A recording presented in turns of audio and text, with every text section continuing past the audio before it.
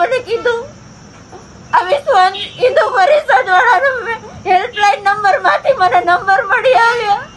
એ લોકોએ મને હિંમત દીધી કે એવું ન હોય, કાયદાનું કામ કરે જ. ત્યાંથી મને હિંમત મળી.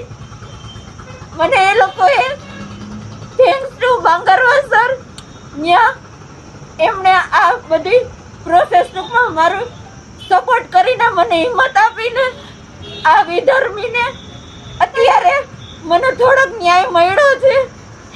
તમને બતાડું, મારી દીકરીની સામે એ આવી રીતે આવી જતો તો આ વિધર્મી. આ હાલતમાં મારી દીકરી ડરી ગઈ. મારી દીકરી મારી પાસે નથી આવતી, મારાથી બીવે છે.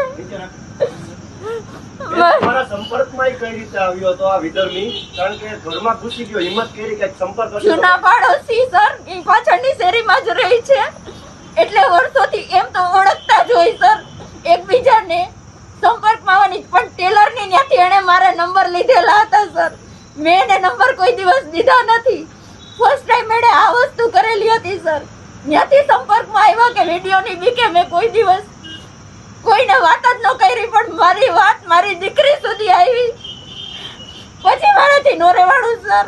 હવે શું ઈચ્છો છો બેન તમે? મને બસ ન્યાય જોઈ છે. મને ને મારી દીકરીને ન્યાય અપાવો. મારી દીકરી સાથે નો કરવા નાટક લાડે કરેલા છે. મારી છોકરી બધું બોલે છે સર, પણ મારી સામે ને એના પપ્પા એક સામે એટલી ડરી ગઈ છે ને મારી પાસે આવતી જ નથી સર.